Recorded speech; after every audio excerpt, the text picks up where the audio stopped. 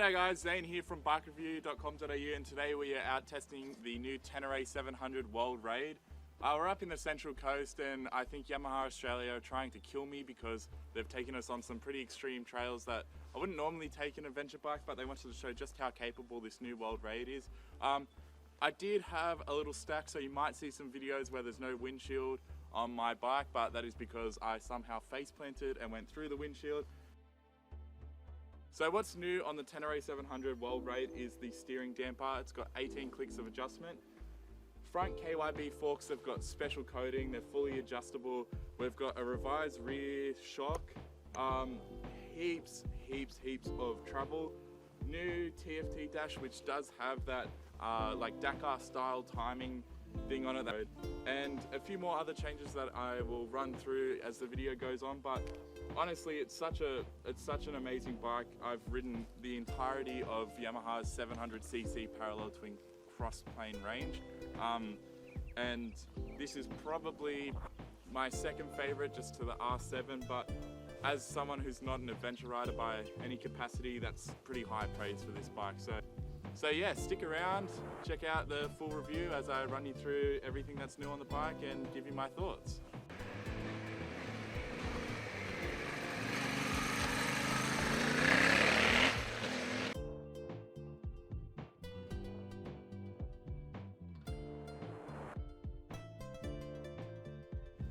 Of course, it just happened to be a 35-degree day when we were planning to ride the World Raids. So we loaded up our camel packs and saddled up for 200 kilometers of prime New South Wales trails. The only changes RideADV and Yamaha made from the standard World Raid were the tyres. They swapped them from the Pirelli Scorpion Rally STR to the much more motocross-inspired MST Scorpions. As I mentioned earlier, I did have a stack. This wasn't a large accident, so seeing the windshield shear off like a hot knife through butter is pretty disappointing. This was only made worse by the fact that the boys at RideADV, who have already pulled these bikes apart, said that the whole tank needs to come off to replace the bracket that it sits on. Honestly, metal brackets would have been a much better fit. It's interesting, I had the same thought as Chris Moss, who did the world launch for us, and mentioned that the rear subframe is welded to the main frame. This is an issue for those who want to hit some hard stuff, as a bent or cracked rear subframe is a massive headache if it's welded rather than just being bolted on. Getting my crash out of the way early on, it was time to sit back and recognise what a capable bike the World Raid is. As much as I'd like to say I was out of my element on the rutted out single trails, the honest truth is that the World Raid handles these rocky roads like an absolute champ. It soaks up all the imperfections and just hammers through. The stability this thing has on those longer and flatter gravel roads is second to none. Hitting high speeds on loose roads with other adventure bikes causes them to walk and wobble, making for an absolutely terrifying ride. The Ténéré 700 World Raid, with its Öhlins adjustable steering damper and MST Scorpions fitted, is an entirely different story. Roads and be comfortable, whereas he would be standing on the standard model. I found this too, not just in terms of comfort, but controllability. With the World Raid, you can hit corners while sitting down without the fear of the front end washing out. The KYB forks give an absolutely spectacular feedback and are so bloody plush. That increased travel has done wonders for overall comfort and rebound. Even after launching the World Raid off jump after jump, it just handled it with ease. No bottoming out at the front.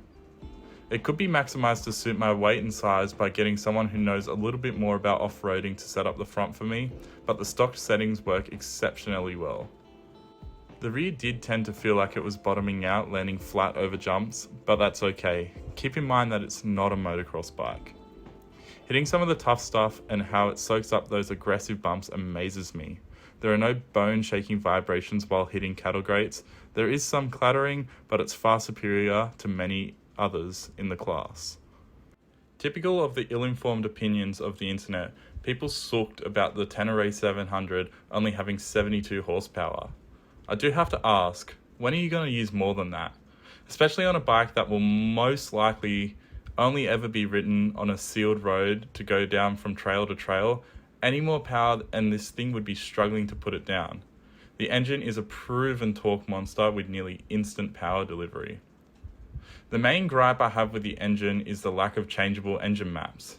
In the slower sections, with an adjustable throttle response, it would have been helpful, but you certainly don't have that option.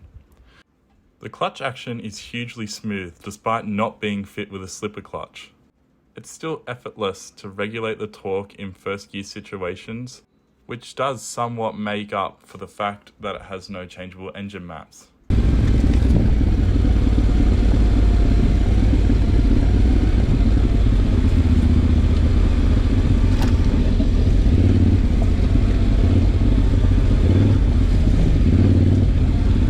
However, I was terrified that I'd get wheel hop while downshifting on those aggressive off-road tyres, and I certainly did. Also, what's the go with no quick shifter? A strange choice for Yamaha considering this is a premium model. Other bikes in this category have a quick shifter fitted, which makes a world of difference to the overall riding enjoyment and stand-up gear changes in general. The shift feeling is nice enough, but not good enough. After spending a few days riding off-road on the V-Strom 800DE, I cannot stress just how good a quick shifter is for stand-up riding.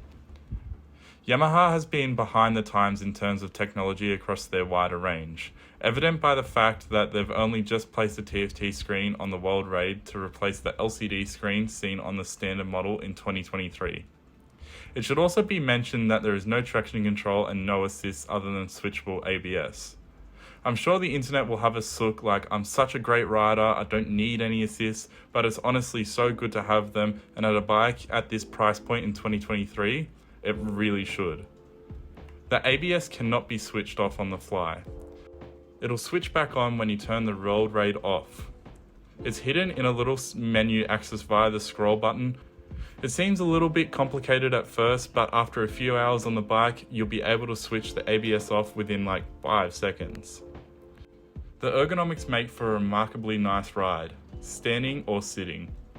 That flat motocross inspired seat is flawless, and making the seat height close to the top of the tank not only raises the center of gravity while sitting down, but eliminates the possibility of smacking your crown jewels on the tank.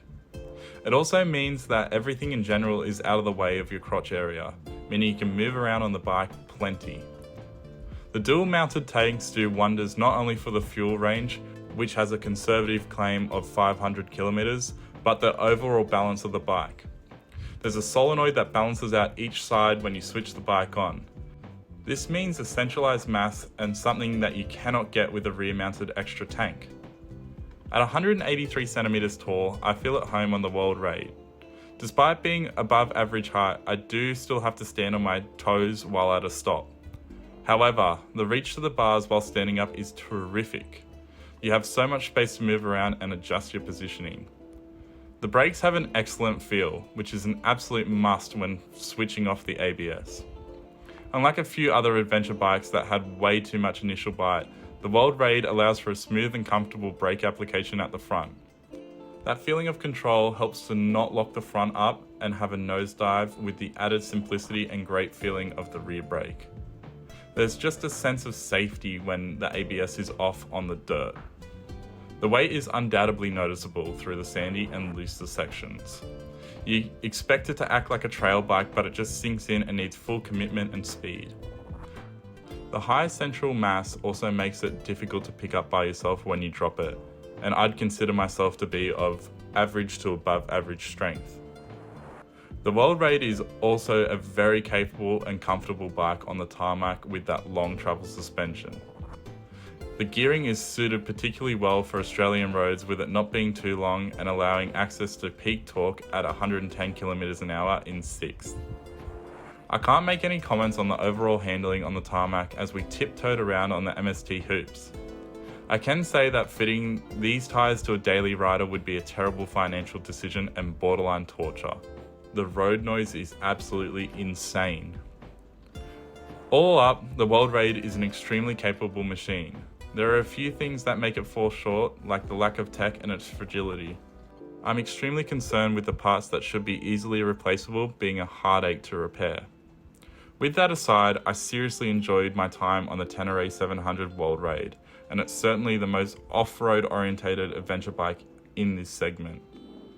At $25,499 right away compared to the $19,999 right away price tag of the standard Ténéré, if you're serious about taking it off-road, you'd be silly to choose the standard over the World Raid. You couldn't modify the standard to the level of the World Raid for under $6,000. So that's all for the Ténéré 700 World Raid Australian launch. You can check out my full written review and ratings on BikeReview.com.au. Head to our YouTube channel to check out our full range of bike reviews and news updates and everything. Make sure you subscribe, hit the like button, leave a comment below letting us know if you would go with the World Raid or you would stick with the standard Ténéré 700 and chuck your own parts on it. Thanks for watching.